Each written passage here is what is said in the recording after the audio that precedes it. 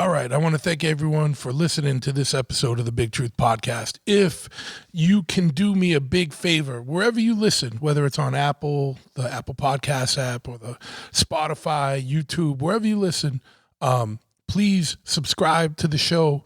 And especially if you're on Apple Podcasts, leave a 5-star review and some words, because that helps boost us up in the algorithm, gets it out to new people. But yeah, wherever you listen, like, subscribe, give a review if it's possible, and just share the show.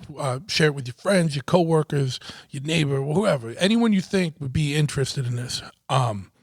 If you wanted to further support the show, you can check us out on patreon.com/bigtruth. There's 4 levels of patronage there, and they all come with their own exclusive benefits, but that's a way for you to really support the show. And I give a big, massive shout out to all the Patreon subscribers. You guys rule.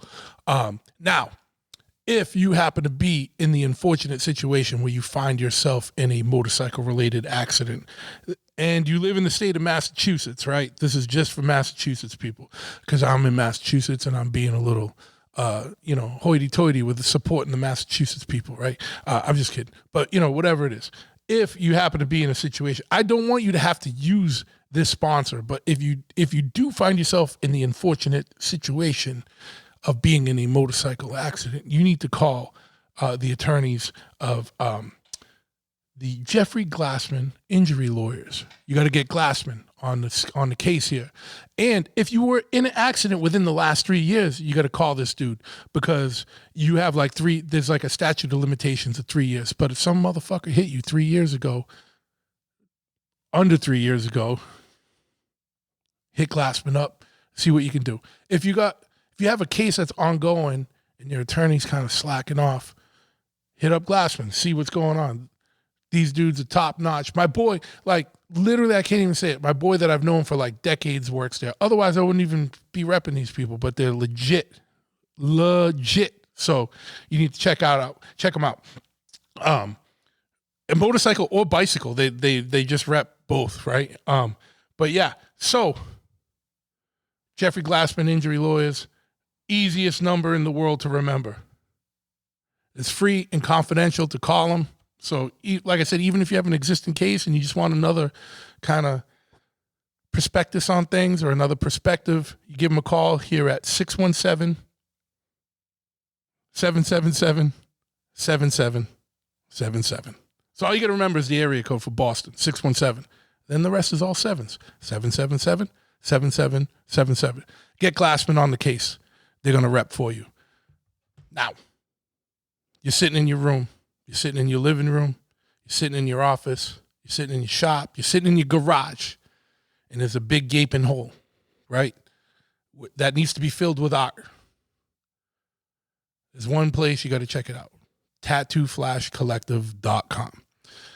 That's where you get the raddest art there is. Now, if you have a tattoo shop, it's a no-brainer, because you need Tattoo Flash to fill up a tattoo shop. Unless you're one of these hipstery dojo looking shops where you got cross samurai swords and a mask from Indonesia and like a waterfall, right? But you still want some Tattoo Flash, because let's respect the culture here. Johannes is going to be like, dude, what are you talking about? Stop doing this. These are unscripted. I'm just flying off the top of my head. So, whatever. But yeah, tattooflashcollective.com. You got a space that you need to fill with art. Whether you're a tattoo shop, whether it's for your house, for your work, for your cubicle, for your cell, whether it's padded or concrete, for your garage, whatever. Tattoo Flash, they also have art prints. Art prints. I know I got the Boston accent, art prints. Prints of artistic merit in every size, all kinds of sizes, poster size, small size, big size, postcards. You want half your wall finished, whatever. So, from rad artists, and these people hook up the artists. It's not like some factory where they got slave labor or AI generating art. This is from tattoo artists around the world. So tattooflashcollective.com. Go on their Instagram at Tattoo Flash Collective. And if you use the promo code BigTruth at checkout, you get 10% off your order. Now, if you're a Patreon subscriber, the percentage you get off is even bigger. So that's one of the privileges of patronage, right? So if you gotta fill up your whole house or your whole shop, you should sign up for Patreon, and then you get a bigger discount at Tattoo Flash Collective, and it pays for your Patreon subscription. Boom. Check it out. If you want more info on the podcast itself, go to bigtruthpodcast.com. And I like to remind you, I'm sitting here at Chopperhead, right? It's 90-something degrees out. Massive amount of humidity, sweating like a whatever. I don't want to get thrown off of YouTube right away. So, but yeah, sweating like whatever. But I wish I had a tank top right now. So I might have to go buy a tank top of the podcast. But you can get whatever you want. They got hoodies, they got t-shirts, they got tank tops, they got V-necks, they got whatever. It's a merch fulfillment company that runs the store for the shop, for the podcast. So I don't even know if I mentioned, if you go to bigtruthpodcast.com, click on store, we got the merch store is open, and it's run by a merch fulfillment company, and they handle it all. So you don't have to wait for me to ship it out. They'll handle it, right? But they got everything over there. So check it out. Just click store when you go to the podcast. If you want to listen to the newest episode, just hit episodes. If you want to read about the show itself, hit info. If you want to harass me, go to contact. All right, so that's that. Last but not least, if you are into motorcycles at all, check out my shop, Chopperhead Custom Cycles, CHOPPAHEAD.com. That chopperhead.com. Online, we got a little store. We got swag. We got some parts, but I can pretty much get you whatever part you need. We're set up with everybody. So if you don't see it online, give us a call, shoot us an email. We can get it for you. If you are in New England, we are full brick and mortar motorcycle shop. So you come here. There's a location, 13 County Road, East Freetown, Massachusetts. We're not a warehouse. We're not a storage unit and, just sending things out of our parents' basement. We're a full brick and mortar, real deal motorcycle shop. We can work on your bike. We can sell you parts for your bike. We can sell you riding apparel. You need a helmet. We're set up with Simpson, Biltwell, Bell, Daytona helmets, whatever you need. And then I can get you a million more that are in the catalogs that we have that I just don't have here in the shop. And riding gloves, whatever you need. If you just want some pipes, we can get you whatever you want. Blah, blah, blah. You know what I mean? It's a full service brick and mortar motorcycle shop. We'll do an oil change for you. We'll build you a whole custom bike. Everything in between. www.chopperhead.com, 13 County Road, East Freetown, Massachusetts. Give us a call, 508-995-6764. Ask for Ryan and bother him. Don't ask for me. I do answer the phone sometimes, so whatever. But yeah, chopperhead.com. We got some new shirts coming. We got some badass shirt. We got a new shop shirt coming, a badass shirt. It's not out yet. Maybe by the time this drops, it might be out, so you might have to check for that. And obviously, just follow me on Instagram at Big Truth, and you'll see it there. And follow Chopperhead simply at Chopperhead on Instagram. All right, that's about it. We are going to get into today's episode right now. My man Walter from Kickstart Cycles, he's been on before, but he's got some big news, some big event news dropping. So just listen right now.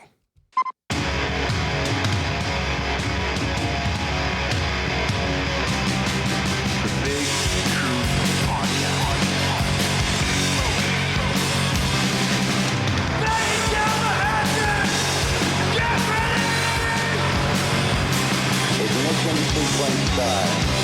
6, 5, 4, 3, 2, 1. We have a liftoff. Yes, once again, we have liftoff. I want to thank you for tuning in to this episode of the Big Truth Podcast. And again, this is one where we're going to have audio and video. So make sure if you want to watch this for some reason and see our faces that are made for radio, you can go to the YouTube channel, the Big Truth Podcast on YouTube, and watch this. But if you're just like me and you're old school with this and you just want to listen, then Apple or Spotify, wherever you're listening, then you can just listen and enjoy the audio. But I'm here with my man Walter, who you know from Kickstart Cycles, and also he was the guy that was that held the torch of the Gypsy Run for so many years, and in the Cheap Thrill Show, dude's holding it down in the great state of New Jersey, and an asset here in the Northeast to the general motorcycling community. So without further ado, Walter, what is up, my friend? You are too nice. I'm going to hire you to follow me around for a week and just make me feel better about myself. Nice on camera, right? All right. Thank you very much, Drew. No, man. Well, I mean, I don't even know how far back we go now, man. Well over a decade, 2007. Okay. I met you. So almost 2 decades. Yeah. First Gypsy Run, 2007. Yeah. Yeah, it's a while now, man. It's been a minute. Yeah, that first Gypsy Run, man. Like I know you took the reins afterwards and made it way better, but that first one was so wild styled. It was so. It wild. Was pretty crazy. It was pretty crazy. It was. But I honestly, that first year, I never had more fun on a run. No, and that's why I said, like, when the original organizers, they didn't even show up to their own run. It was crazy. So I was like, after the weekend, Sean didn't show up, but Tag was with us. He was with us. Oh, that's the other guy. That brother. Guy is a cool guy because he took all the shit for his brother. Yeah. Because Sean was kind of like the main guy that was organizing it, and Tag was along with him. And then, but Tag showed up and Sean didn't. Yeah. And he made like the worst anyway. Yeah. Well, whatever. It was crazy. It was good. I remember I was running with your buddy on the BSA. Keith, yeah. That guy is out of his mind, man. Absolutely, like fucking legendary. He would. I remember all the sprocket came off of his rear mechanical drum. Yeah, and all of the rivets popped out. So we took like quarter 20s from everybody's license plate bracket. Yeah, and like screwed it back together. And I'm like, okay, man, just take it easy, and you'll get to where we're going. He goes, "Stop, thanks, bro." It was a fucking ledge, and he ended up fixing his oil tank. That's right, with a ratchet strap and a stick. Yep, it was the coolest thing I've ever seen. He was a fucking righteous guy. Early days of chopper in for all of us, and well, no, we'd already been at it for a few years, but like we were still younger and dumber and having a lot more fun, right? Keith used to run one of the coolest like chopper hot rod fanzines there was. It was just called Wrench, and it was like it was one of those like quarter size ones, like this big. Like it wasn't a full size. It was like the quarter size. It was like an old like hardcore like metal zine or something. Yeah, the zines. I love any like a half size. What is it? 5.5 by 8.5 zine. And an 11 by 17 poster. It's like when I was a kid, that was it. It's like every punk rock poster I ripped off a wall was 11 by 17, and I do all the posters I do. Yeah, I'll do it like that just because of just a throwback. I love that format. Yeah. So we're in the season here. We're deep into June.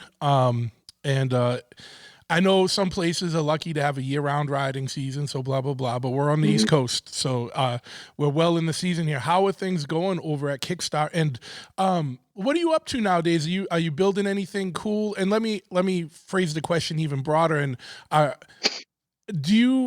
you opened up, and I believe we've talked about this before offline, but like I know a lot of us, like East Coast shops, like with the chopper craze being kind of done, like have you adapted to the game, and are you doing like general service and repair stuff, or are you just doing builds?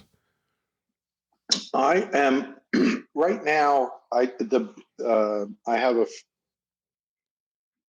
4 builds going. Cool. Kind of at the same time, and I do engine work. Yep. So I just had a friend of mine come in with a '78 shovel that he loves. And it's like it's a real New York City like beat on, sleeper. You look at it and you're like, yeah, whatever. It's nothing to talk about. But I tell you what, it's a tough fucking bike. Yeah. And I love doing things like that, like making that as tight as it can be. Sure. I love doing stuff like that. Yeah. And I'm actually working on a few BMWs. I've been working the past couple of years. I've been doing a lot of vintage BMWs. Oh, vintage. They ones, are. Oh, they're cool as hell, man. Yeah, it's like it's a German shovel head. I mean, and other than the opposed thing, there's a lot of similarities between them. So that's been fun. It's like I get to use my metric wrenches occasionally. So. Yeah. So, it's like funny because like our Mac tool guy always comes in and there's all the specials are always on like metric shit, and I'm like, I don't need any of that. But like, I know. but like, I guess if we were doing the German shit, we probably would have to pick that stuff up. I do got all the old Whitworth shit from the Triumph. The Triumph. Yeah. You know what I mean, we still got that kicking around. My nephew has a spot in the shop, and he's got a 51 BSA 350. Little rigid. He loves it. It's like the perfect size for him, and it's an awesome bike. It can't get out of its own way. Has he had that for a while? I feel like that was new. That was a couple of years when we picked up the when I bought those machines off you. Mm-hmm. That was there, or you were talking about it at least. Yeah, that's cool. He's still got it. He's like he's bought a bunch of other bikes and got into it, but he's keeping that one. So he's a cool kid. Yeah, man. Right. Cool. So you got what are the builds that you're working on right now? I know you offline you were talking about a couple pan heads and stuff. Or like, what do you got going on for builds? Anything cool?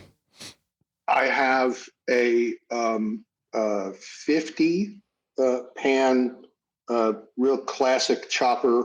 Flame tanks, everything else is black, big apes, real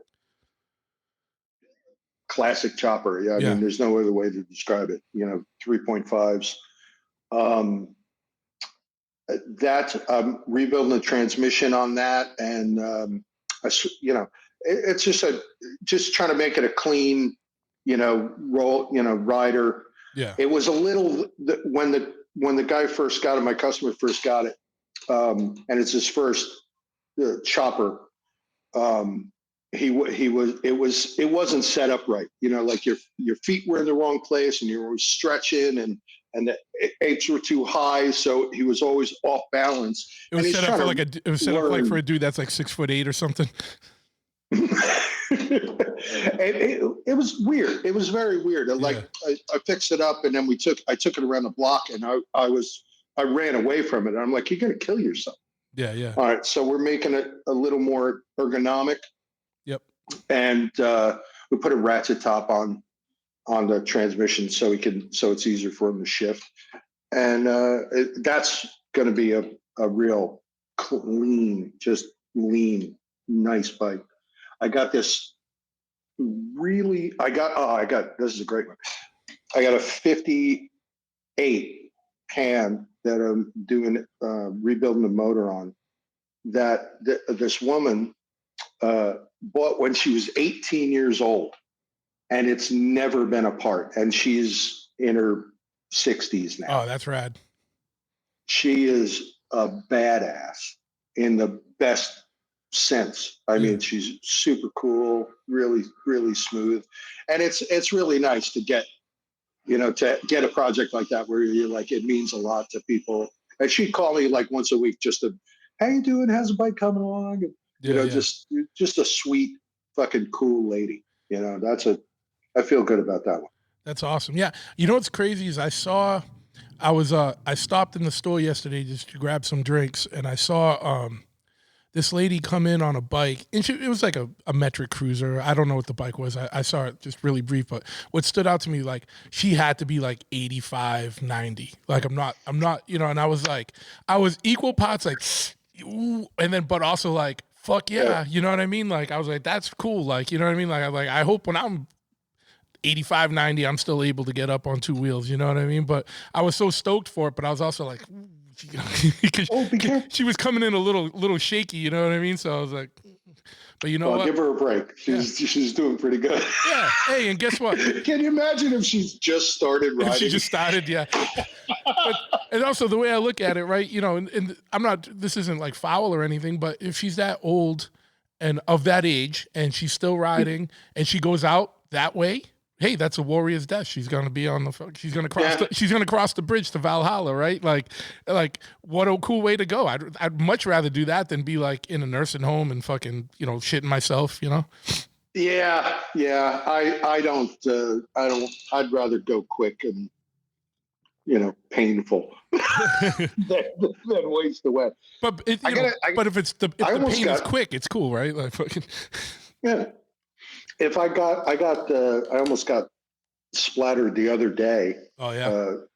Riding around the neighborhood, and it scared the shit out of me, man. I didn't see the guy. I didn't see him coming, and I was at a stop sign, and I took a right, and he was coming from the come left. out of nowhere. He was just moving faster than I thought he was. Okay, yeah.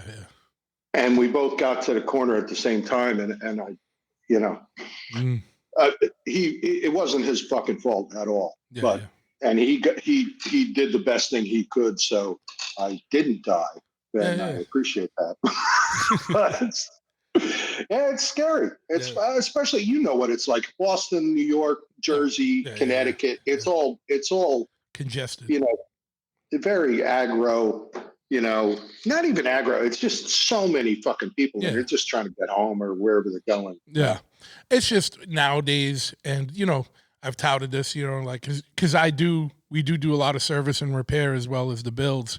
And right around now is like, come July, August, we'll start seeing the insurance work, and people that rear-ended at stoplights, or like, people are in the right lane and decide to take a left and don't see the bike and blah, blah, blah. Yeah, we all know, anyone who rides knows the stories, but those start coming in, and that's always like, you know what I mean? Like, it's wild. It sucks, but.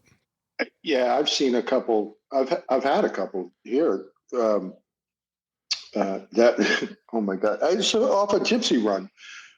This one guy, really sweet heart of a guy. He had this really tight chopper, wide glide, low, like a billy bike, and slab side shovel.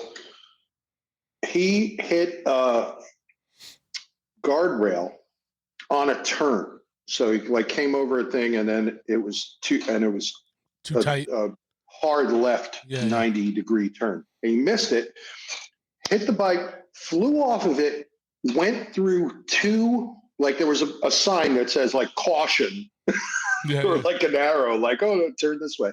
And it had two posts standing up there. He flew right through the post into this field. This farmer's field. It's like the softest landing he could have made. The bike was literally I mean, the how 41 millimeter front ends are. It was folded in half. And I was like, if I saw him before I saw the bike, and he looked great. And he goes, I crashed my bike. I figured he low sided it or something. And then when I saw it come in, I was like, you go to the hospital. Yeah. And he's sitting there with a bottle of Jack Daniels, and he's like, "No, I'm just going to take a nap." And I'm like, "Motherfucker!" I'm like, "What is wrong with you? Go to the hospital." Yeah. A nap being the worst thing you could do if you had any head trauma, right? Like, fucking, but yeah, man. So I don't want to talk about this the whole time. I don't want everybody to be like, "Oh, get traumatized because of the podcast." Hey, but be careful out there, guys. Eyes up. Everyone that rides knows what's up. You gotta just keep your wits about you. But so two panheads, a couple of BMWs. Two panheads, a couple of BMWs. I had this great shovel sitting right over there. That's the motor you're talking about, or a different bike. This is a different bike. This is I just finished the restoration on a 72 original paint. Oh, nice. It was. It was cool. And it was my buddy's bike. He bought it in like 92, never touched it, never had to work on it. And in the last 6 months, it kind of just like every possible problem showed up at the same time. And he just brought it over and was like, here, just fix it. And we had to like bottom up, wheels up. I mean, his wheels were out of true. Yeah. And, but we just finished it up. It's lights right up and it purrs like a kitten, man. That's another, I'll give him another 40,000 miles on that motherfucker. Oh yeah, dude. But this one, I have this weird bike. I've been working on it for a long time. Because I've been struggling with it because it's got this Craft Tech frame with this weird bend in the backbone.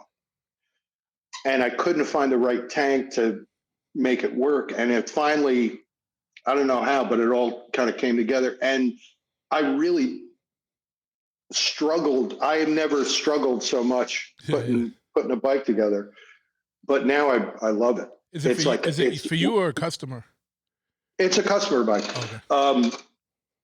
But it's when it rolled in, it was an old guy built it. But I mean, you know, the big double brace under your transmission on a Harley frame, they cut that out, didn't reinforce anything else, and stuck a Softail transmission on top of it on a 4-speed setup. And did it have a big motor? I would assume it probably had a big motor in it. No, stock 88. Oh, okay. I think it is. I was expecting to hear some like 100-inch SNS or something. I wish that would have been cool, but it's a good motor. It's got SNS heads and it's got dual plugs, and the guy's going to kickstart it. So I made these little adapters for the right side spark plug holes with compression releases in it. So it's 10-1. It's not a lot, but you hit those releases, the whole, kicking it over is like effortless. And we put one of these like reduction gear kicker gears. And so this is going to be the easiest kickstart only bike. Or at least that's the plan. We'll see. But I've done everything I can to make it that way. You got to make the video where you're doing it with your hand or something. You know what I mean? No. I'll just, like if I could kick it over like a Triumph, I will be so happy. Yeah. I don't know if you saw the trike I have back there, the Rum Runner, and that's got a panhead in it, and it's the best because you can just sit. It's got big Krager wheels. You can sit on the wheel and like kick it while you're sitting down. It's the best. Like, I think I got a video of that somewhere. I have a Survey car next door. Yeah, and as like a full restoration Springer front, really nice. Pretty. It's got all the right bits to it. And I put the engine back together, and then I'm like, man, the 45 transmissions are like another foot on the kicker side. They're huge. And I'm like, man, I'm going to hit the fender. It's not comfortable. You can't like stand over the bike to start it. Yeah. I kicked it over with my left foot on the right side of the bike. So I'm like standing next to the bike, holding the throttle like this, and half a kick, and it lit right up. I love flatheads more than anything. They're amazing. Yeah. My favorite engine. We have a 41 that we're doing a build on for a guy back there as well. And it's fun. It's fun until you have to find shit for it, and then you like, these fucking Race of Gentlemen motherfuckers ate everything up. And it was shit that used to be dirt cheap and plentiful is now like very sought after. And I'm just kidding, like obviously more power to you, but you know what I mean? Like, I just like to give them time, we like to buzz balls, right? There are, You can still find some stuff, and Yeah. and I don't know why Servocars are still cheap for some reason. Wait, Like, what? you can still find good deals on Servocars, like with everything, you know, like Yeah. with the motors and everything. Like for some reason, like if you like Servocar, if you found like a 2-wheel flathead and a Servocar, the Servocar is like three grand cheaper for some reason out here at least. Yeah, yeah, no, I see that because you need a garage for them. They're big. They're it's Yeah. Listen, man, if my legs ever got fucked up or I had a peg leg or some You'd be on shit that, like that, I'd be on that in a second. Yeah. And it's better than those.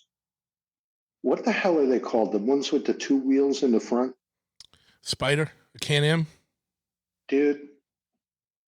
Those offend me.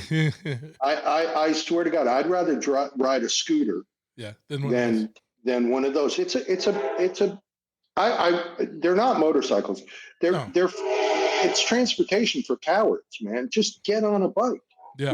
Get on a fucking bike or buy a car because they have ones now that you can. Oh yeah. No, that's different. Yeah, that's like a big go-kart. Now, but on those Can-Ams, what I will say is, have you ever ridden one? Yeah.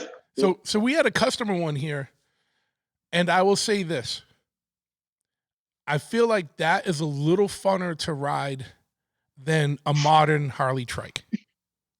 I haven't ridden one of those. So you haven't because we've done work on modern Harley trikes. Like I'm not talking about I'm not talking about Servocars or like some old chopper trikes because like the Rum Runner is a lot of work, but it's fun as fuck to ride, but it's a lot of work.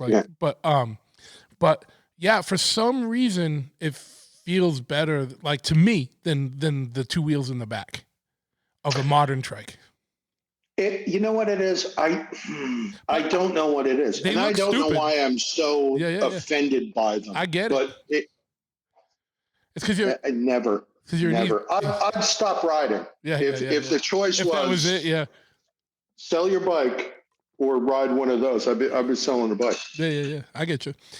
We all have irrational hatreds. Like I love it. I embrace irrational hatreds. I embrace the shit out of it, dude. Go ahead. What were you saying? What are your thoughts on the Bikeriders movie?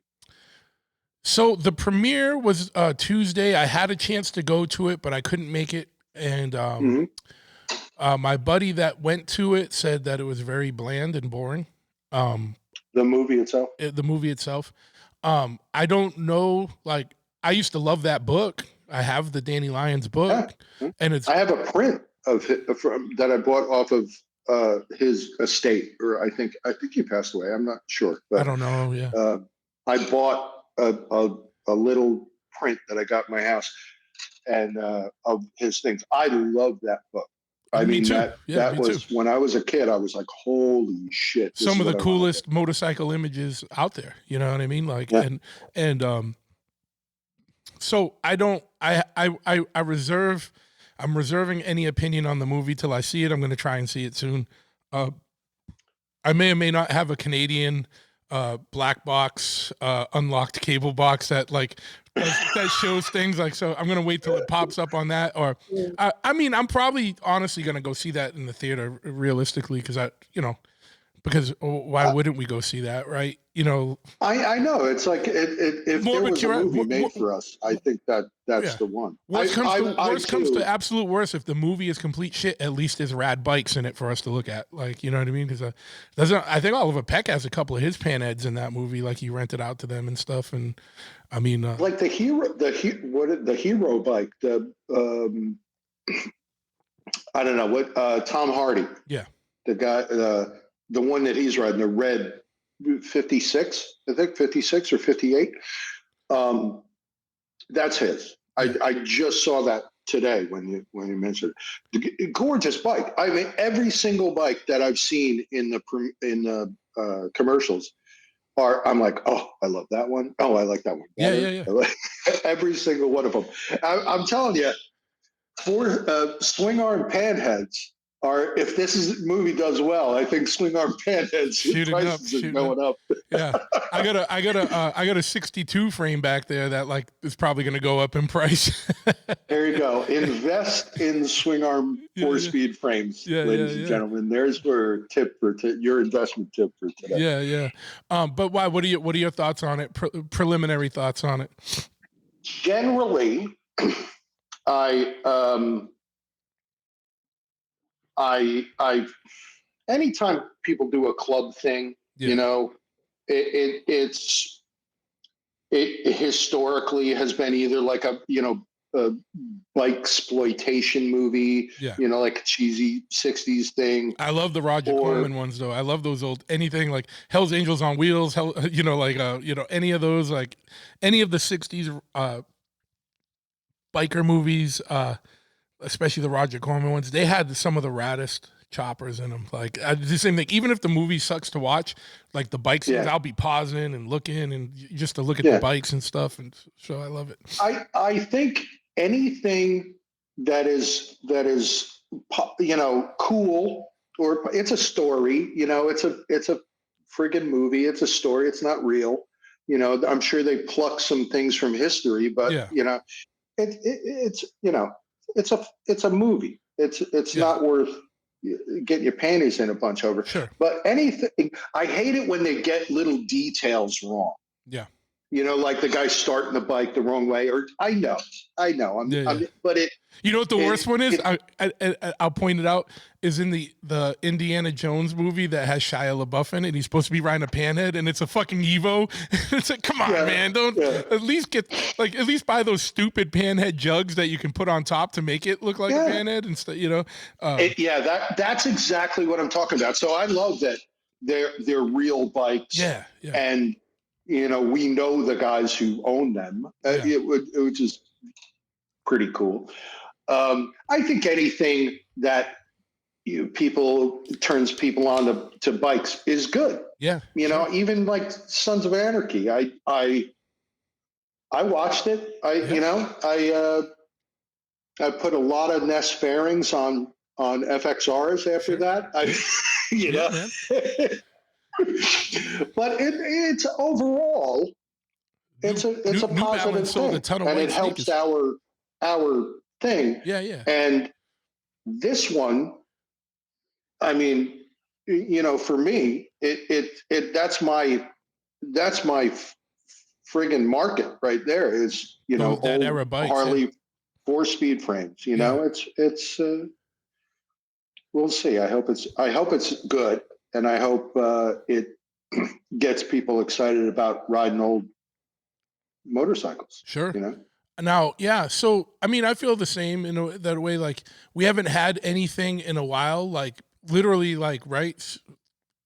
So, in the early 2000s, we had all those Discovery shows, and for better or for worse, right? And they launched all kinds of stupid trends, right? And then we had the Sons of Anarchy, where anyone who made a black fairing made a lot of money, or anyone who sold white sneakers made a lot of money. And then I actually saw in public a guy wearing a SOA cut. Yeah, I've seen that. I'm like, bro, you're gonna have a hard lesson coming your way at some point. You run into any real dudes. Didn't you watch the show? It's like. Yeah. But they don't. That's the thing. It's like they don't know any better, and they get themselves in trouble. And it's also like those dudes that wear the Black Label Society 3-piece cut. And it's like, you ever see that? And I'm like, bro, what are you doing? Yeah, he gets a pass though, doesn't he? It's a music he does. I don't think the fans do everywhere. Yeah, I've seen a fan in a Black Label Society cut have a little discussion. Really? Yeah, in a bar in Providence. You gotta learn these things one way or another. Yeah. It's a part of the culture, I guess. But so we had Sons of Anarchy and the Mayans, and Mayans was good. Mayans was cool for me because Nate or Elgin, the dude that was writing it, is an old friend, and I've had a couple of friends that are really close friends that were in the show, so that was cool. Oh, that's awesome. And shout out to Frankie Loyal and Loki, because they're both really good friends of mine. Frankie's been on the show right in the beginning. He was like one of the early guests. But yeah, we haven't had anything since that, right? Really. So this is the first thing. I can't think of anything. Now, do you think it's going to bring? Nah, You think it's going to bring rockabilly and Greaser shit back? I hope so. There's going to be a bunch of Fonzies at bike. I love that stuff. If I could, the new cosplay isn't going to be like I'm a 70s Black Sabbath dude. It's going to be all Fonzies again. Just like fucking. You know what? Like Born Free 16. It's going to be. That was my look. Back when I was a kid, I had like slick back hair, fucking white shirt, jeans, boots. That was my look, man. That wouldn't bother me too much. Hey, we're also old enough. Like 20 years ago, there was still a lot of rockabilly dudes that were riding panheads and old bikes. Like, so there was a lot of that. That style was still kind of kicking around, like in the early 2000s. I remember when I was a kid, I got the Stray Cats first album. Yep. And on the back there. Oh my God, I can't remember his name. Brian Setzer was on an Indian. Yeah. And he was like all in leather pants, leather jacket with a fucking Eddie Cochran hairdo. The coolest looking motherfucker. I was like, oh my God, I want to be fucking Brian Setzer. Yeah. I suck at guitar. So but I could get the bike. But a funny thing, he's always had cool bikes too. He's really rides, and I remember going out to California one time when the Garage Company was in their original place, and years ago, like 2005 or something like that. It was crazy, and I walked in their shop. I met Keo, and Brian Setzer had one of his bikes there, and it was a custom Triumph. And I think Keo built it for him. Beautiful. Yeah. I mean, he does amazing work, sure. But I mean, it was a cool bike. That guy's got taste for days. Oh, hell yeah. I lost my train of thought. What was we say? Oh, and speaking of music, we can edit this part. No, I don't edit anything, dude. That's why. Especially now that it's video. Like the audio, I can edit a little bit. Video, I don't know what I'm doing yet. So this is early. You're only like the fourth one where we're doing the video. Third or fourth one, right? I'm sorry, audience. Yeah. But one thing that what did you say before? We got faces for radio. Faces for radio, right? Correct. Two things I want to cycle back to really quick. One, when you said New York sleeper shovelhead. Oh, it's fucking true, man. Like there were some shops, like Larry and fucking Psycho Cycles and stuff like they were building shovelheads and getting such fucking power out of them. We had one of Larry's old bikes here. It's still here. And get out of town. Yeah, it was in early days, I think it was built in 95. Kino and Paul,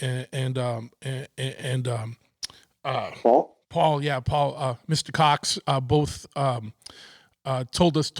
gave us the history of the bike. Paul knew the bike. He did the leather work on it. And it was built for a guy named Indio in the 90s. And the bikes here, it needed some work because it'd been banged up a little bit, and he wanted to do different bars and stuff, and a different tank because it had some damage and stuff. But they built riders, man. They're meant to be beat up. I'm trying to buy the bike because I want to pull the motor apart to reverse engineer it because I want to know the tricks, because that bike pulls like a fucking twin cam, and it's, like it's one of the strongest shovelheads I've ever pulled, like been on. Like I'm like, this thing pulls like a motherfucker, dude. Like, and I want to know what they did, like, because it's beautiful. Like it's so fun to ride. It's so fun. And I broke down my panhead last year and rebuilt it, and that bike, even I beat on it, and it was, when I broke it down, it was seeping from every place it could seep oil from, and I broke it apart because I had to, or I wouldn't have a bike anymore. And I've always thought it was a great bike, and 75 all day long, pulls like a train. Now it's a motherfucker. Yeah. It's got a big ass buddy seat on it. It's a nerdy looking. It's a bagger. It's a 60s bagger, and I absolutely love that bike. It's a one kick panhead, and it's cool. I'm really surprised. Just tightening it up. I didn't do anything to it. Yeah. I just put the compression back where it was supposed to be, and it's a whole new bike. Yeah. Well, it's crazy, right? Because people buy a bike, especially a bike that old, you don't know when the last time anything was done. I'm not saying you like yours, but like just in general, we got customers come in and whose hands have been in it, what kind of roadside repairs were done that were like, all right, we'll just get this till we can get it done right. And then it's like, all right, it just works. And they never get it done right. Yeah. All the shit you find. We had one where we split the cases and like the shaft came right out of the flywheel, but the dude said it had been riding. So it's like, some guys are lucky. It's also amazing the tolerance is like, because they are kind of like tractor motors, like how much you can get away with on one of these older bikes, like as far as like, you know what I mean? Like it'll still run. They're very forgiving. Yeah. I mean, you can, the range sometimes is like, 10 to 40,000. Yeah. Like, what are you? It's fucking insane. I like to be as close as I can. Sure. Yeah. I love shovels. Yeah, I wish I had the money because I saw this 110. I can't remember, but it was a Harman motor, and the guy wanted like $15,000 for it. Yeah, and I wish I bought it. I wish I had the money. I would have or tried a little harder. Sure. To come up with it, but because those things were. He was the first guy to build big shovels. Yeah. Like really powerful bikes. And I would have loved to have that. I'm sure Jesse James or one of those guys has it now. Sure, yeah. One of the chopper money guys, right? So the other thing, because we were skirted around music for a little bit. I don't know if we talked about this the first time you were on the your first episode, but I don't think a lot of people know that you were also a music guy and you were like a road crew guy and in the thrash scene and stuff. Or didn't you roadie for like Anthrax and stuff like that? I did. When we did Persistence of Time, that album I toured on. That was for probably 2 years. I worked for them. They're a great bunch of guys. Yeah. I mean, absolutely to a man. Fantastic guys. And I bumped into Scott a few years ago. I've never, he's like a happy, middle-aged dude with a van. It's really nice to see. Yeah. They did, they toured last year or the year before they were out on tour. I know they played out here. I worked for Charlie. Then I was his drum tech. And is that a train? What's that? Did a train just go by? East Coast outside the door. Yeah. We're hearing it right now. Yeah. That's the commuter. I'm in Manhattan in like 15 minutes. There you go. Charlie, have you seen him lately? He did that Pantera tour. He looks exactly the same 30 years later. Yeah. I mean, it's incredible. The guy does not age. Scott looks great too, but Charlie literally didn't look like he aged a day since I knew him. I think music and choppers are kind of like Peter Pan in a way. Like they keep us a little bit young. I mean, we got a little more gray on the chin than we used to, but still feel young. You know what I mean? Still immature as fuck. I'm feeling pretty good, man. It's like, I'm happy. I'm still here. I didn't think I'd last this long at this. Yeah. But it's nice. I did the music stuff for, like I did bikes, when I'd be between tours. Yeah. And I'd try to like buy a cheap bike and fix it up and, learn and Something to do in between tours. Yeah. Yeah. And then I'd try to, make some money on it and sell it. And, it was a good learning experience. I couldn't afford, to pay somebody else to do it. So I had to learn. Yeah. I mean, there's a lot of overlap though. Like even like we kidding around talking about Jesse James earlier. He was a road crew. He used to roadie for Danzig. I worked for a band called Circus of Power. I remember that. I loved that. They were so great live, and we were opening for Danzig on that Mother album. What was that one called? It was just called Danzig. Just Danzig. The first one. Yeah. And I was doing guitars, and I was a horrible guitar tech, but I tried my best. And they fired their tech, and they asked me to sit in for a couple days until they could get the new guy out. And they used to like you behind the amps, and we were playing like really small clubs. It was before the wait a minute. Album really hit. Were you on the tour? Did you do the Providence, Rhode Island show at the Living Room? Yeah. I was at that show. I literally almost fought Danzig at that show. I was the 16-year-old kid in the front that had the sign that said "Play Bullet," and he was getting aggravated. And then they played Halloween, and I ripped the mic out of his hand, and I started singing Halloween.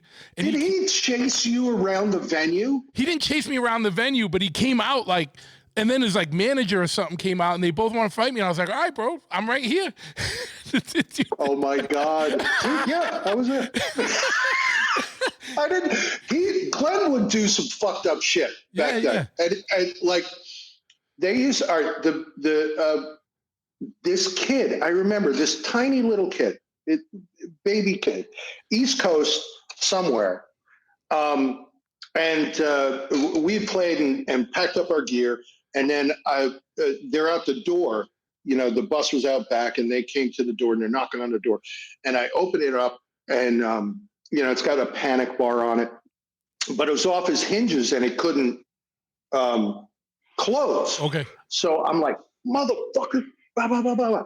And Glenn turns to not me, but our drum tech, this guy, Chris, another really cool guy, and total mellow, easy to get along with dude, gets in his face like, what the fuck you doing? You talking to me like trying to pick a fight before he's walking on stage. I'm like, what the hell? I'm like, dude, he was talking about the fucking door. All right, take a fucking chill pill, man. Relax. Yeah. And it kind of, settled down, and he went up and did. And so that night, this little kid had an Instamatic camera, like the ones like Kodak, and then you send the whole camera in and get the film back.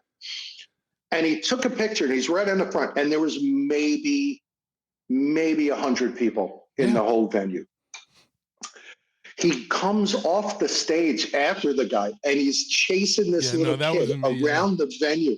And I was like, what? He is a psychopath. Yeah. He's literally out of his mind. So he was so angry. He wanted to fight everybody. So like my thing was, I was a big Misfits fan when I was a kid, and I like Sam Hain, a little bit. But when Danzig came out, like, it was like, all right, this is Danzig from the Misfits. Like, we didn't know what to expect. I wasn't expecting like a little mesh half shirt and a leather jacket and all that shit, right? So like I was still like punk rock kid. I was like, yo, Play Bullet. And I'm like writing all these Misfits songs. And I'm just antagonizing them because we're fucking East Coast shithead fucking punk rock kids. So we're fucking with them, right? And then like finally they played Halloween. I was like, fuck this. And I grabbed the mic and I started singing. Then like he's trying to fight me. The manager comes out and this is I'm like, bro, like I'll fight whoever. Let's do it. And then it just got squashed and everything. But I'm so happy you were at that show. Like I was there. It's so fucking funny, dude. I gotta be. I don't remember the. No, of course, Why would you remember that? You were probably out back or anything. But I had Erie Vaughn on the podcast, and he's cool as fuck. Dude, Erie. That dude rules. Chuck Biscuits, John Christ, and Erie Vaughn, and Glenn. Yeah. Erie. Everybody was so fucking cool, and I really got along with Erie. he was a great guy. Easy to talk to, super cool. He was great on stage. Yeah. The whole band was great, man. Chuck Biscuits was a fucking mother.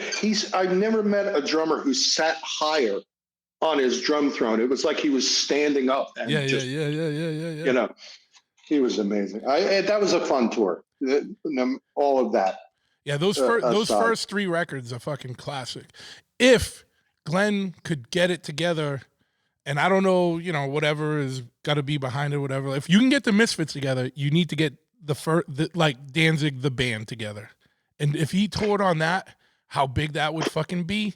Like just do the first 3 records and just have the dudes I think back. Chuck passed away recently. Oh, did he? In the past couple of years. I think so. Please, I don't want somebody I don't know, yeah. Google that for me. You know what the fucking sad thing is about all this is that we're old enough where we don't know if people have passed away yet or not. Like we know a lot of people that have gone. So it's like, did that dude go? Like I think so. I might have. Yeah, fucking sad. It's around that time. It happened. It sucks. It's every time it sucks, and you never see it coming. I got to be honest with you though. I really miss David Bowie out of everybody who is shuffled off lately. Yeah, David Bowie was the coolest motherfucker, and just him being around made me feel better about the human race, about the world. Did you have a tour? Did you know him? No, I did two. I have 2 David Bowie stores. One and anyway, I was. I'm like, I swear to God, I'm not being dropped. But no. I was working for Bon Jovi. Yeah, you're from New Jersey. Like sooner or later. Yeah. If you're in the music industry, you have to. Everybody's gonna work for Bon Jovi at some point. The joke back then was like Kiss would go through road crews like underwear. They would just cycle through because I imagine they weren't very fun easy to work with. Yeah. And I did do a tour with them where I was working for the opener for like 8 shows, and it was uncomfortable. Yeah. It was uncomfortable. You're very diplomatic. You're very diplomatic. I'm trying. Yeah. I really am. I'm trying to be a more positive person. There you go. So David Bowie. So I was working for Bon Jovi, and I was working for Tico, who is an underrated drummer and one of the nicest guys I've ever worked for. Actually, I'll go so far as to say that about the whole fucking band. John gave me a ton of opportunities. He was real cool. He loaded trucks with us. I mean, I know he gets a lot of shit, but he works hard, and that whole organization was really good. And they love their crew. Yeah. And they treated the crew really, really much better than I've ever been treated. Paid. You get to fly business. I mean, it was crazy, like a lot of shit. But my kid got sick when we were on tour, and they had to bring him back to the hospital, and I freaked out. I didn't, it was bad. Yeah. And John kicked the guy off of his private plane and gave me a ride home in the middle of a leg. Yeah. Just so I could spend a day with my kid and make sure everything was okay. I mean, he's that kind of guy. That's awesome. So it really is. So anyway, I was working for Tico, and he had an apartment in the city, and I was helping him in the off time of renovating the apartment. And I would go to this one bodega all the time, right around the corner. And I was in there one day getting smokes and a coffee, and there's this guy standing right in front of me, and then he turns to the counter, and I'm like, holy fuck, it's David Bowie. And he buys and he lived in the neighborhood. I heard that he lived in the neighborhood. And he buys a pack of Marlboros, And he was like, hey, and then I'm like, holy shit, that was David Bowie. And I never I've been working for bands since I was 16. I don't get starstruck or whatever. Starstruck, but fucking David Bowie. And I go to the guy at the counter. I'm like, was that David Bowie? He goes, who fucking cares? Yeah, that's New York right there. Who gives a fuck? Yeah. And I walk out and I just start going back to the apartment. And he's right in front of me. We're both going in the same direction. And I you know how in New York there's like this, you just don't bug people. Yeah. You don't bug famous people. They want to do their own thing. You just leave them the fuck alone. It's the only time I wanted to break that unwritten rule. Yeah. I'm like, and I'm walking a little faster, and I'm like, all right, okay, if he goes this way, I'm going to say hi. You're pacing David Bowie right now.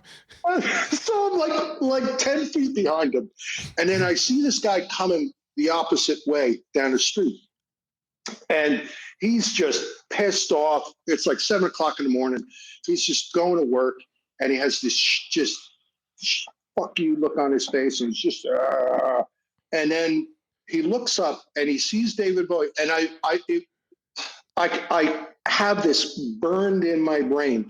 I saw this miserable motherfucker absolutely change just by holy shit, it's David Bowie. His whole face lit up, and he had this huge smile, and you could tell he was like a huge fan. Yeah. And then he gets to me and he goes, dude, was that David Bowie?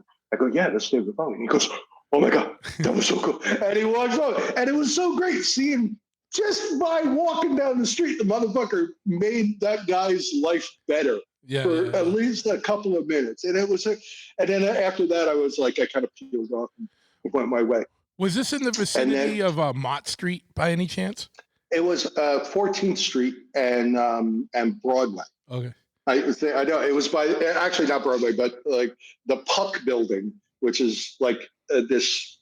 I don't know what it is. It's an apartment building. It's got stores in it. It's a famous New York building, and it was Soho-ish. Yeah. And because Vinny Stigma from Agnostic Front lives there. And but his family's lived there for generations, so he's like he has a rent controlled apartment, and he's like, yeah, David Bowie lives over there, blah blah blah lives over there. They all want to live near me. Because so this is my little capper of my David Bowie story. So we did a 9/11 concert. And it was like a big benefit concert after 9/11. And Bon Jovi was playing, and I was up there doing my thing. And it was the craziest show I've ever seen. And it was Paul McCartney was there. David Bowie was there.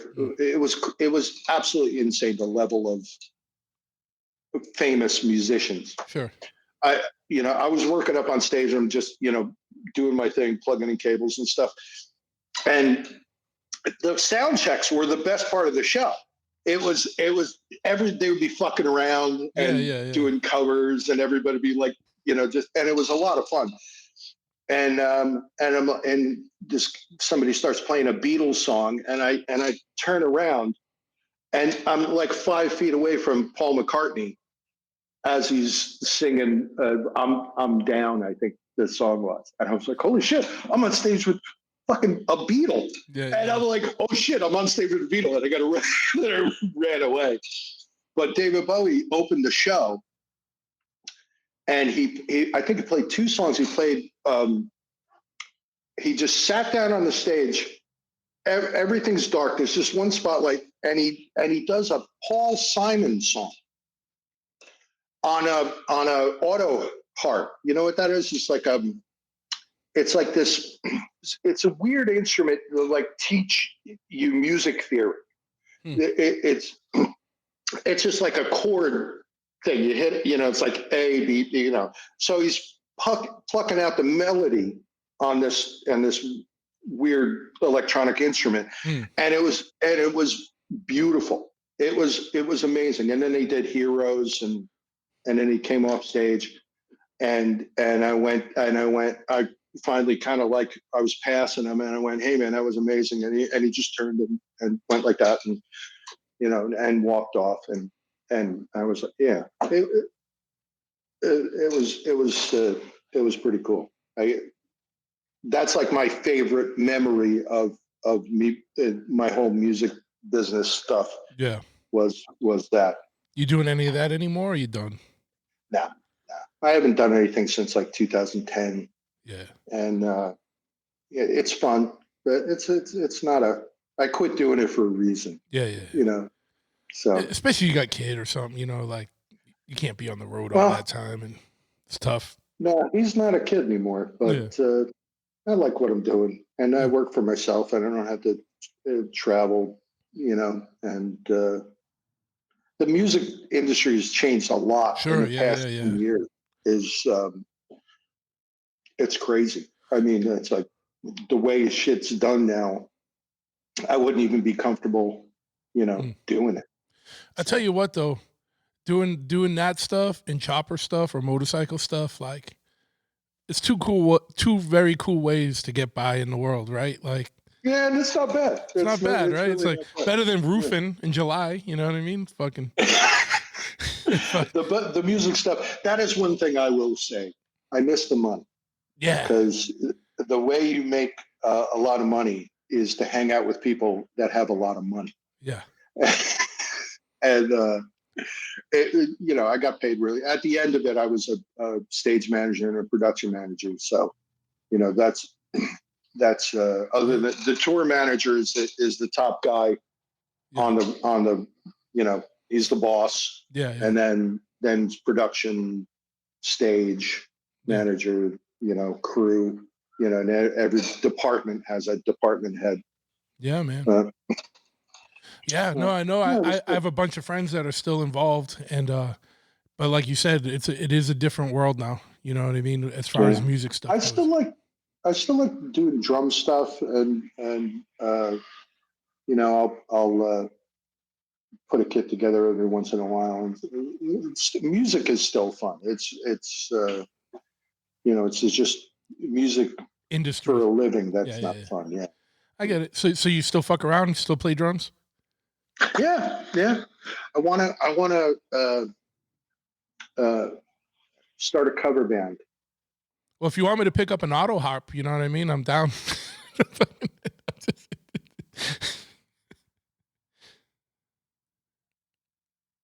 I lost your audio, bro. I can see you, but I can't hear you. I can't hear. Uh-oh. Hold on. We got some technical difficulties. We have some technical difficulties. You're going to have to switch over to the mic on the computer, bud. His earbuds died.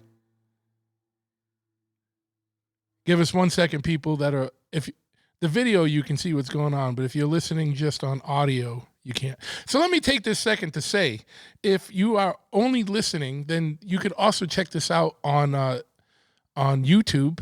If you like and subscribe to at the Big Truth Podcast, you can watch Walter struggle right now as he's trying to figure out going from the earbuds to the computer microphone. Should be in your settings somewhere. You gotta have your audio mic be the computer mic. You're talking, but I can't hear anything. I can see your mouth moving. If you want me to mimic you, if you want me to try and read lips. How about now? No, there you are, buddy. You're back. You're back. Ah, there we go. Okay. Right. You know what, motherfucker? I think your computer mic actually sounds better than your earbuds. Oh, this is the computer mic now? Okay. But I'm hearing you on my headphones. Oh, I don't know. Right, or whatever you just switched to, I think sounds a little bit better. Okay. All right. Well, whatever. So sorry about that, folks. I didn't mean to just, Hey, whatever. Show. Listen, we have you have some big news, and I want you to get to that because we're already an hour in. So let's get to that. Oh my God. Remember, we didn't even know what we were going to talk about. Now we're already an hour in. Let's talk about Cheap Thrills and the triumphant bigger return of Cheap Thrills. Yes, we've had a couple of years off because we've been searching for a venue. It's the worst. In the East Coast, that's the worst fucking thing, is trying to find my a God. venue with the space to fit a bunch of motherfuckers. I found, I'm not kidding you, I found a venue that is the biggest place I've ever seen. It was in the Brooklyn Navy Yard. It was perfect. $40,000 a day. Yeah.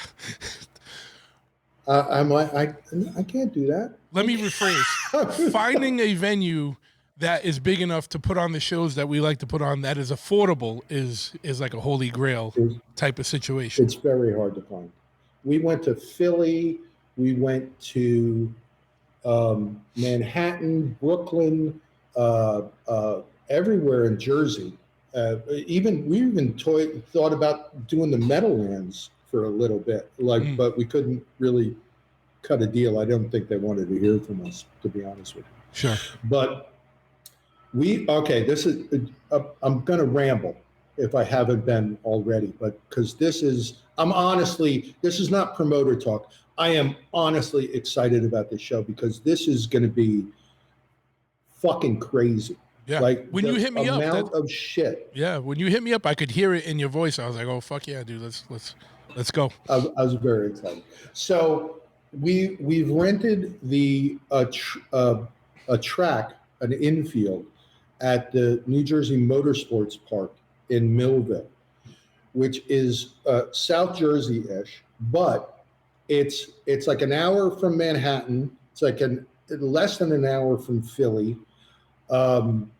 It's pretty central, and like Baltimore's, I think maybe an hour and a half or 2 hours.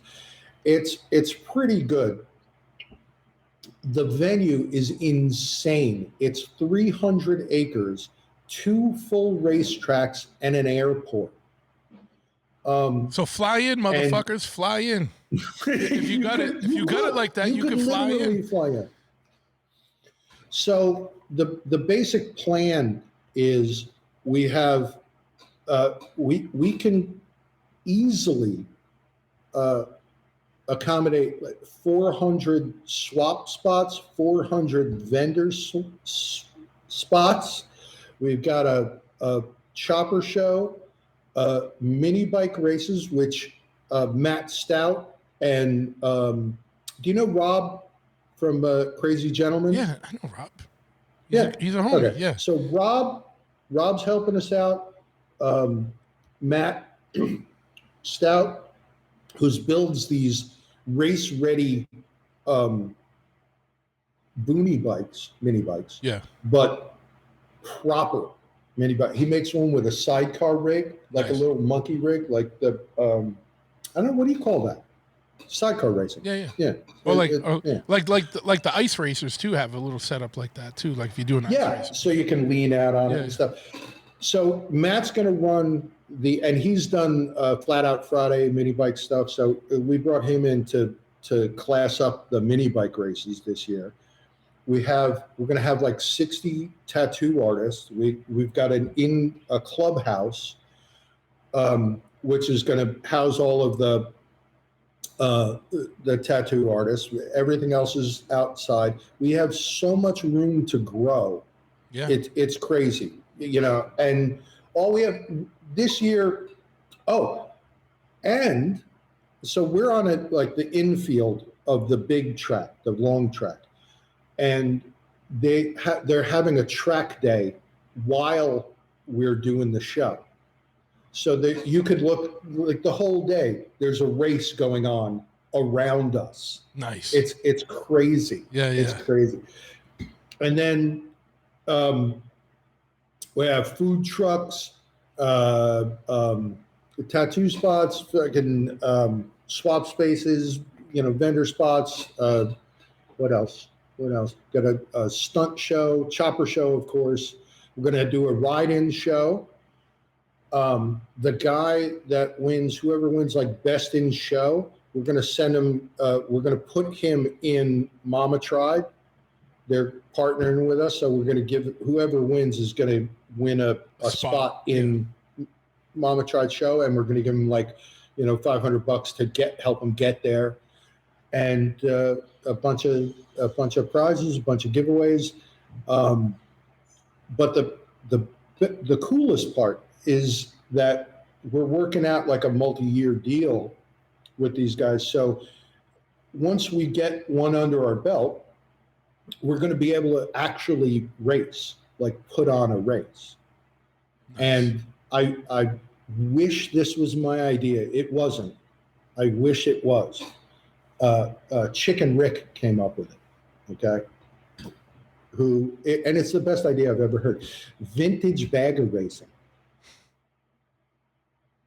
So I think it's going to be it's going to be hilarious one way or another, watching like balloon tire shovelheads run around the track.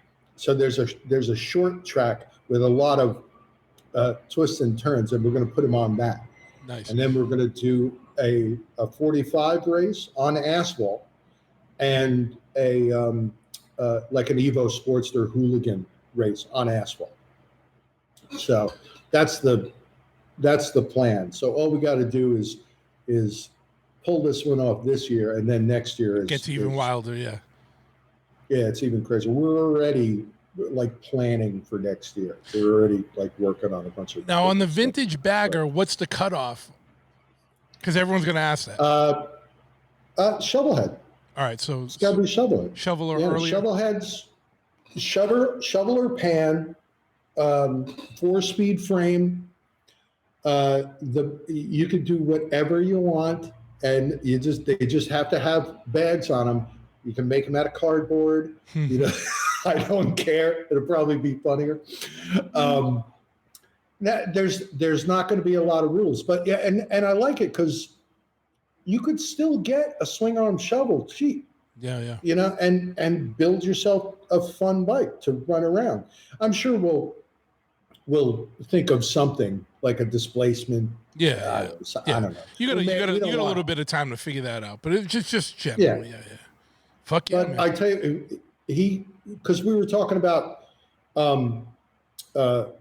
doing a bagger race, because I haven't seen one yet, but everybody like hardcore like chopper dudes, like I only ride choppers, nothing else. They're like, yeah, I didn't think much of it until I saw one, and everyone I've talked to about it has been like, oh, it's actually fucking cool. I haven't seen a vintage bagger race. I've only seen like the new stuff. You know what I mean? Like, yeah, that's what we were talking about. We were talking about like maybe partnering with one of those. There's like 2 leagues that do it, and they actually, I don't know if they're doing one this year, but they've raced there before. So we're trying to reach out to those guys and see if we could maybe team up, get them on board next year. Yeah. But they have I'm going to go down for a vintage race, I think next month, which is an AMCA deal, and that's going to be cool. There's a lot of flatheads racing on that, and JDs and Knuckles and stuff. Those guys are serious. Oh fuck yeah, man! That's going to be fucking rad, man. What is the date this year? The dates. The date is October 12th, Saturday, October 12th, and it's going to run 10 to 6 or 10 to 8, and then Friday night we're going to have some pre-party stuff, and we're trying to rent out a drive-in theater and do like chopper drive-in. Yeah. Only motorcycles, and show old biker movies, like we were talking about before, about like the werewolves on wheels. Werewolves on wheels, yeah. Fuck yeah, man. Fuck yeah. I know we talked about maybe doing some podcast shit too, and I'll talk to Rob if you want to do that, because Rob with the Crazy Gentleman stuff, like we'll do some shit with that. That'll be fun as fuck. Yeah, can I say that the Truth will be live streaming? Yes, we're gonna do. I did that at Mama Tried, and it was fun as fuck. So we will do it from the October 12th cheap thrills. We will do something. We'll get it going. We're gonna do it live, Yeah. and we'll have a bunch of motherfuckers on there, and we're gonna talk a lot of shit. Dude, I really appreciate it. Very You've good always shit. been, Very nice shit. very supportive Of course, everything, man. Bro, how much time do we have into this shit out here? I know. Think about how far, and I'm not touting anything, but think about how far. Like when we were first doing stuff, like the East Coast was very slept on, and now it's way more formidable, dude. Like, you know what I mean? And there's a lot more people. It's weird to me, but I love it and hate it. I'll see motherfuckers in my like town that I don't even know on a chopper, and I'm like, who is that? I used to know everybody on a chopper, and I kind of like that I don't. Yeah. Because I'm like, all right, cool. Like it's still there, you know. And there's so much time. So I support any East Coast shit. Like I support everything. I support chopper shit in general. But if it's East Coast, even more. Fuck yeah. I feel the same way, man. It's because like when I first started riding, or you know, even up to like, I know I'm dating myself now, but the Jockey Journal. Yeah. That was the first time that I'm like, holy shit, there's other people that like old bullshit. Yeah, too. yeah. It was, you know, and I know there was guys out there. I'd see them every once in a while, but it wasn't, you know, a community thing. Yeah. And I met you through that because the Gypsy Run came out of that. Yeah. And Big Nick and a lot of guys. Rest in peace, was his birthday yesterday, man. Oh man. Yeah. No. I love that guy. Me too. I love that guy. Yeah, it's like you said, it was, dude, guys used to laugh at me for riding a shovel. Yeah. You know, like when the Evos came out and everybody, you know, that was it's true. It's the engine that saved Harley Davidson. And that is 100% a fact. But it wasn't it's like, I didn't like Evos because they were popular or I couldn't afford one. I didn't like Evos because of the people that rode them. Yeah. Were yuppie motherfuckers, man, and you know, a lot of loose lips. Yeah. Back then. Yeah, it was wild, man. I was on a Triumph back then, so it was even worse, right? Like, cause I remember dudes being like, "Don't worry, someday you'll get there." Like what? Like to a fucking Evo, dude. Like now, fucking Evos are like fucking what? You can get one for like $600. Like, you know, what I mean? Like fucking. Yeah, it's a great motor, man. They're they're workhorses, man. They get power of. They're fucking good motors. It's half a shovel head. Yeah. The lower part is all shovel head. Yeah, half a shovel. But yeah, no. The oh, you know something? I forgot. There is something I'd like to plug, I guess. Sure, of course. I've been doing these maintenance 101 classes. Okay. And so the vintage bike maintenance classes, and I'll, you know, they take people. It's like 4 hours, and people come to the shop. And I show them how like all the systems work. Yeah. And like how your electrical system works, what it does, and you know, and how your oiling system works and stuff like that. And it's stuff that it would have saved me a lot of time when I was a kid. Yeah. And I thought, you know, I'm like, I'm only laughing thinking about you trying to show electrical systems on old bikes, and then like how every old bike, the electrical system is like completely fucked and different. Like, you know what I mean? Like no one has an intact electrical system on an old bike, like unless you rewired it or like did it from scratch. So people are like, what's that? I love wiring. I really do. I like a neat little, I get the perfect little, you know, ring terminal, the right size. Yeah. And I love doing it. I have a 2014 Sportster next door. And the trunk cable on it is, I'm not joking. It's like that thick. Yeah. And all of the connectors are huge, and I'm completely out of my element. Yeah. You know, I like big plugs and shit. Yeah, I don't know how they stuff all of this stuff into such a small package. It's crazy. But I love taking that sleeper I was talking about, that was a complete rewire, and now it's fucking tight. Oh, yeah. I love that. Like and then, I'll use like little connectors, hidden connectors, so you can pull the whole harness off the bike. So the next guy who works on that bike is going to be thanking me. Yeah. Oh, Or, yeah. Yeah, but you understand how few and far that is between, because you see old bikes and what the wiring usually looks like. That's all I was saying is like you're you're trying to show people like in a 4-hour class, like, oh yeah, and here's the wiring segment. Be like, but yours isn't going to look like this, probably. You know what I do is just go, okay, the alternator charges your battery. Yeah. And I then get it, yeah. your switch is the key to everything. The battery, the power goes from the battery to your switch, and then it's a distribution system. And then this is how a coil works, and this is how it's like a lighting circuit, ignition circuit, charging circuit. What else? The fundamentals of it.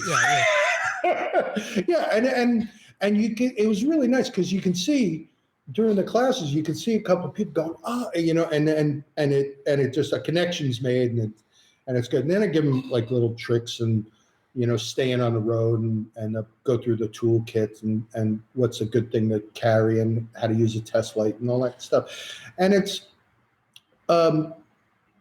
been surprisingly, what's the word I'm looking for? I feel good about it. Yeah. At the end of the day, I'm really like kind of, I thought I would just be like, sharing info and, stuff. But I've actually, at the end of the day, I really feel good. Like I've done something right and I'm going to help people down the road, or stay on the road and people not get frustrated, Yeah. Because that's something that you like think about when we were young and just get into shit. If someone did that, how stoked we would have been. Yeah. Especially for vintage. Like there's a lot of people doing that now for new bikes. Like here's how to do an oil change and blah, blah, blah. But for gearing it towards vintage bikes, fuck yeah, man. Kudos to you. So there's a lot of motherfuckers that are educated in New Jersey and New York riding around like on their old iron. They eventually stop by. Yeah. It's like I'm getting a lot of New York customers lately. There's a couple shops that have closed, and it's wild, right? How many motherfuckers are like just shutting down or dying off and stuff? It's wild. It's not easy. It's like Hugh Mackey. You right? Yeah. From 6th Street. Yep. So he's been doing this. I can't even imagine how long. He's always been there. Yeah. I mean, when I was a kid, I'm like, I've always known his shop was right there. I used to live down the block. Okay. And I'd go past it before and I couldn't afford a bike and I'd see him and I'm like, oh, that guy's so fucking cool. Same guy, 40 friggin' years later, and he's still at it. Still there, yeah. And he said to me one time and we just shop talk and he goes, Walt, there's a huge difference between running a shop and being a mechanic. And he goes, I miss being a mechanic. It's easier. It's simpler. Yeah, who am I talking to? Yeah. So where do you see things going in like the next 10 years for like the shit we're into? Because I get, I'm like, I don't know. For lack of a better word, I'm maybe a little black-pilled on things, just in general, like in life. Black-pilled meaning like... What's that mean? Very glass is half empty, fucking pessimistic about shit. I want to be glass is half full guy. I just like, like everything going on in the world where there's like not as many, it doesn't seem that there's as many young kids getting into shit as there used to be. Everything's going fucking electric. The fucking economy fucking blows, fucking blah, blah, blah, blah, blah, blah. But I feel like there's always going to be a contingent of people that are into old shit, but I feel like it's going to get smaller and smaller and smaller, which may make it cooler. You know what I mean? I think, let's put it this way. I think I'm on being a vintage guy, yeah, and like It's a really good question. I don't know. I know, like, I had a shop helper, this guy David, great kid, all fully into it. He's built 2 bikes and nice, really good work. And my buddy Spike, who I've been friends with since I was 16 years old, his son, it built his own bike now. And it's nice seeing those guys come out. I wish my son got into it a little bit, but he's into his own thing, I love it. It's like I want him to be happy doing his own thing. But I think there's always going to be people on bikes, and you know what? I'm all for the electric shit. The more people that ride electric bikes, that means there's more gas left for us. Yeah. And I rode the Harley, the live wire. Yeah. I think they screwed up that whole thing. If they made that bike just affordable, like 15, 18 grand instead of like 22 or whatever it was when it first came out, I think they would have sold a lot more of them. I would have bought one. I couldn't justify the amount, and I'm into it. I test rode one. It's all torque. They're light. They're fun. They're great, man. It's just like, how many guys do you know? They all have different bikes. I got a buddy who's got a Pan, a shovel, and a BMW big adventure bike. Different bikes for different things, man. That's what I always, I think there's always going to be people into it. And I think, you got to, I think the scene is a lot, I hope it is. I've been stuck in the shop for a little too long, but I think the scene is a little more inclusive, I want to say. It used to be, a bunch of hard, scary motherfuckers. What do you want? I used to walk into shops and just to buy spark plugs or something, and then get, motherfucked the whole fucking time. I'm like, dude, I just want to buy some fucking spark plugs for your Sportster. All right, fuck you. I'm not gonna lie, I kind of do miss that. There was a dude Lumpy out here who passed away about a year ago. He had a place called Cape Cod Choppers, but he was just busting balls. You walked in, and he'd look at you, but if he knew you or if he didn't know you, he'd look at you and go, "What do you want, asshole?" And it was a litmus test. It was a litmus test, because if you gave it back to him, he'd start laughing and he'd be like, "All right, blah, blah, blah," But it was like always just like. But you'd see someone come in that had never been in there before. He's like, "What do you want, you asshole?" Like, you know what I mean? And it was fucking beautiful to me. Like, but you know me, dude. Like, I love that shit. I know. I'm not. Listen, once I get to know somebody. Yeah. Fucking sky's the limit. I don't react well to, hey, fuck you, fuck face. First thing out of your mouth. Sure. But I have really great customers. I really do. Sure. And I'm still here, so I must, doing something right. Great people. Yeah. The funniest thing happened a little while ago. Like I'll get calls every day. It's like, hey, do you have this or do you have that? And then it's for like a modern bike, like a street glider or something. And I'm like, no, man, I'm sorry, I do vintage stuff and anything with a carburetor kind of thing. And I'll get guys coming up and saying, hey, man, can you help me with this and that? And they're like, no, like guy with a Dyna came in. And he's like, oh yeah, I need this and that and the other thing and da da da. And I'm like, I'm sorry, man, I that's too old. And he goes, dude, it's a 98 or whatever they started making Dynas. And the guy got insulted because I didn't want to work on his stuff. And I'm also backed up. I'm fucking constantly backed up, which is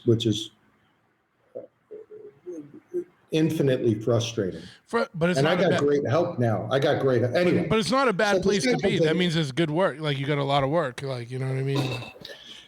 The guy got like hurt that I didn't want to work on his bike. And I sat out there with him and I told him what was wrong with it and how much it's probably going to cost him. And I gave him like 3 or 4 shops in the neighborhood that Do that. work on modern stuff and do really good work. I would go there with it. Yeah, I yeah. would, if I had a brand new street guide, I couldn't work on it because I don't know how to. Yeah, I could figure it out, but I like what I do and I like building motors and Sure. I'm not going to be able to do that with a brand new, this year's model. But it's funny. It's I tried my best to help the guy out and send him in the right direction, and he was like leaving motherfucking. It's like that's the only time. Yeah, at the end of well, fuck you, dude. Like I've been going above and beyond to help you, and then you're still like being a motherfucker. Like, fuck you. It's it happens every once in a while. I know. Can't keep everyone happy. Yeah, exactly. You can't be friends with everybody. You can't make everybody happy, and you're just a fool if you try. Right? Yeah. You're like, all right, dude, get an FXR, and I'll give you a hand. I'll work on an FXR. Yeah. That's what I'm saying. Your bike's too new, bro. Like, and then he goes to Harley, and they won't touch it because it's a '98. So it's like he is in a weird spot. He is in a weird spot. Like, tell him, send him down to me. I'll put my. I honestly, and I don't know, when did they first start doing dynos? How to be 98? Something right around there, yeah. Because I've never had one. My buddies have one, have a couple, and they're great bikes. I like. No, it was before. I don't know the first year of the dyno, but it was before that. I still think FXR handles better than a dyno, and I will die on that fucking hill if anybody wants to have a discussion about it. Gigastat will back you up on that. He loves those fucking things. Oh yeah, and he's a fucking mad engineer. That dude is a slept-on motherfucker. Such nice work, and is the nicest guy. If he lived in California, I think he'd be a millionaire. Off bike stuff. I wouldn't doubt it. Off bike stuff. Like, I don't know what his financial situation. I don't care. Like, he's a good dude. Like, I'm not trying to get into shit. Mm-hmm. I know he's a mad engineer and does a lot of other shit. And then the bike stuff is just the shit he's like passionate about. Yeah, I know he does like something like medical machining. Yeah. Something like that. And I'm like, you got to be that like medical stuff. You got to be. There's no fucking around. Yeah. There's no fucking around. Yeah. Like, you got to be on point. I bought a truck from an aircraft mechanic years ago. You could eat off of it. Yeah. I would buy anything from an aircraft mechanic because those guys are ridiculously thorough. Well, think about it, man. You got 500, 300 people on there, 500 people on there. You can't fuck around. My buddy's an aircraft mechanic, and that's a good job, man. A lot of stress. Yeah. A lot of stress on your head, though. Yeah, you don't want to fuck up. No, you'll be OCD. I'm halfway there, man. It's a struggle. There's no pan head tolerances on a motor on a aircraft engine. Like, you can't do pan head tolerances. 10 to 50. You're in the neighborhood. It's all right. I mean, I think M8 throwout is pretty much like that right now, and the M8's the throwout is like anywhere like 10 to 50 fucking from the factory. Are you serious? It's all over the place, man. They're fucked up. Like, I don't know what's going on. The quality control's a little down or something, but yeah. Just saying, doesn't matter. They're making some good bikes, man. You know what? I did a review for our local Harley dealer, Bergen County, and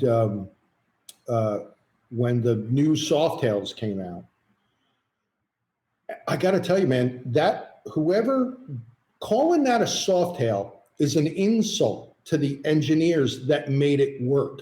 as well as it does. That thing, those new frames handle so good. I was blown away. They shouldn't have called them a soft tail because it's not a soft tail. You look at it, it's a monoshock. You know, the monoshock's up top. It's got like more of that monoshock look versus the soft tail where it was underneath. You know what I mean? Like, I get it. Yeah, but those you've ridden them. They're washy. You know, a traditional soft tail. They're super washy. You hit a corner and you I have one. And I have the ST. Like, so I had a Pan America, right? Because I wanted that. I traded it in with 400 miles because I kept having computer and like I kept having issues that were. It was during the times where there was shortages on microchips and shit. So I kept having computer and issues, and Harley wasn't standing behind it. So I turned it in and traded it in for a lowrider ST, which is cool because it starts up every time. But I love that Pan America when it did ride, but I traded it in with 400 miles on it. First new bike I ever bought. I fucking hauled that thing out to fucking Arizona from a friend's memorial ride. And I'm out there with dudes because I was like, yo, I'm going to rip this thing through the desert, right? Like, it's going to be fun. Yeah. And so I haul it all the way out to Arizona. We were riding from Arizona to Nevada. And there's dudes on panheads, shovel heads, fucking everything, knucklehead. There was a knucklehead. The only bike to break down, the brand new Pan America. I felt like such a fucking heel, bro. But it was all computer glitches. It was not. I brought it over to Tucson Harley. They mapped it and everything and did everything to reset it, and it worked good for the night. And then the next morning wouldn't start again. Just kept having issues that were not mechanical issues. There's nothing you can do. And so I was like, take this fucking thing back. You know what I mean? But it was the first year of it. It was the first year, and we all know what happens with the first year shit. Whatever. But I want to, if I was going to buy a new bike, have I ever owned a new bike? I don't think so. In 20-something years of riding, that was my first new bike, and I was just like, the worst experience ever. I would buy that bike. Yeah, that's the one I would like. If I bought a new bike, that's the one I'm going to buy. But I talked to a Glide or anything. I talked to Danger Dan. I talked to like Trent and Trent from Atomic, like dudes that I know, like that, like beat on shit and know this shit. Yeah, and they all loved it. So I was like, fuck yeah! I just got the glitchy, shitty one. You know what I mean? Luck of the draw. You know what I mean? Like, and I think everyone's had problems with them, but. I mean, Trent was glowing about it. He's like, bro, this bike's fucking does it. And I was like, fuck yeah, dude. Like, so I went and got it, and mine didn't. It did when it was riding. When it worked, it fucking was phenomenal. You know what I mean? Like, that thing, you just look wherever the fuck you want to go, on road, off road, it just went. You know, and it was just went. And it wasn't too heavy. Did you actually get in the dirt with it? I got into like trails, but not like power line roads and stuff, not like trails. Like, that's what I mean. That's my speed is like power line trails. Well, I was like 50, you know what I mean? Like I never rode a dirt bike in my life, so I'm not the guy to do it because like I didn't grow up like with dirt bikes and all that shit. So every single motherfucker that I go, holy crap, that guy can ride. They all started when they were 12 and they all rode dirt. Yeah.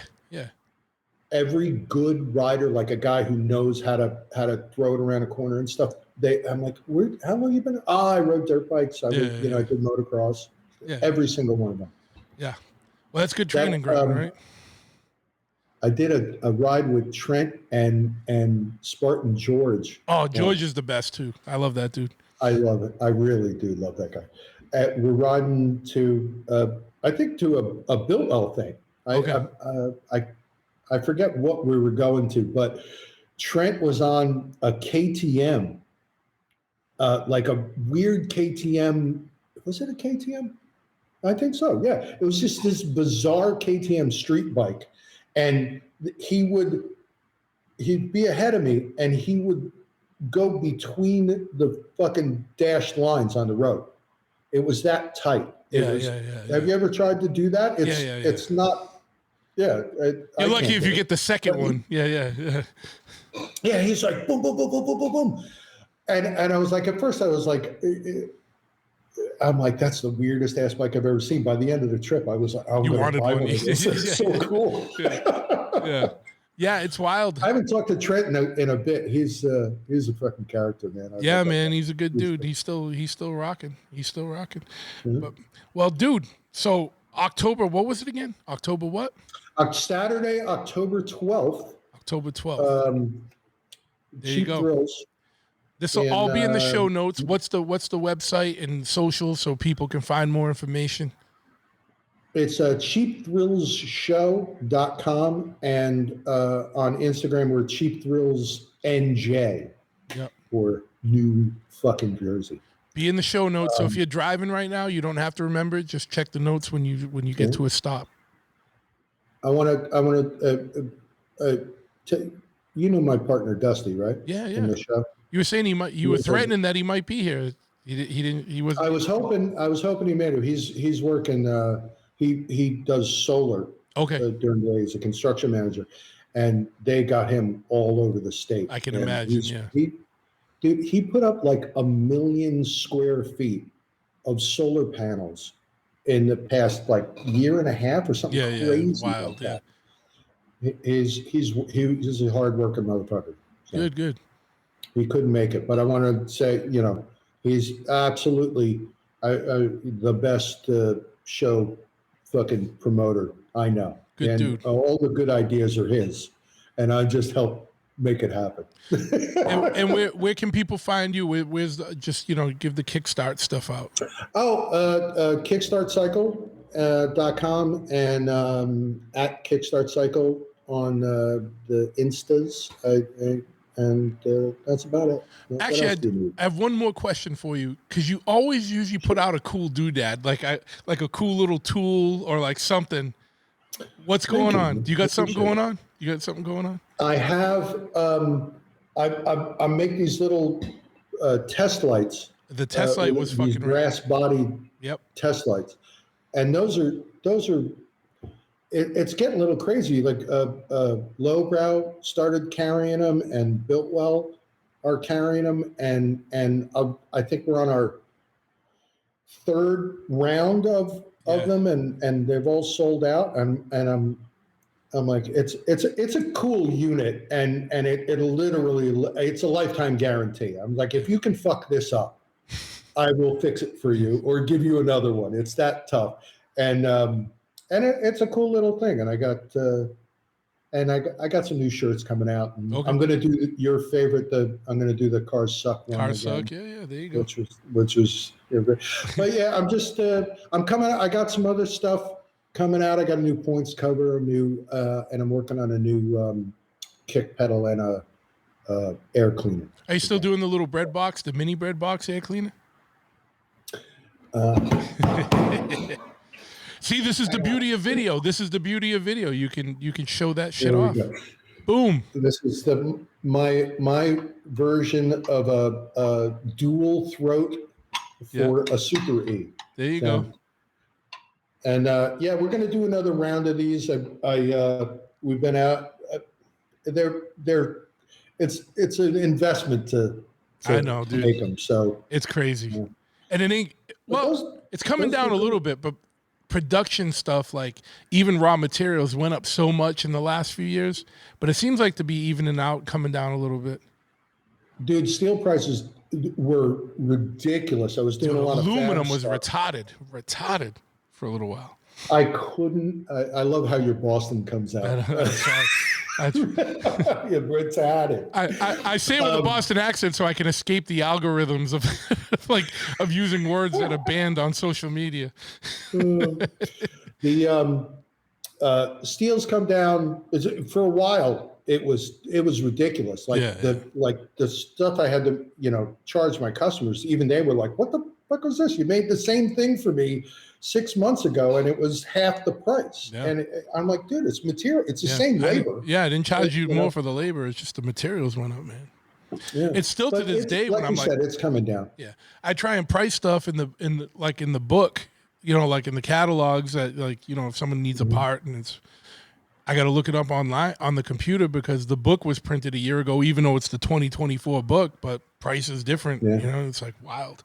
But everyone, if you are in anywhere you are, you got plenty of time to save the date to make it out for October. There's no excuse.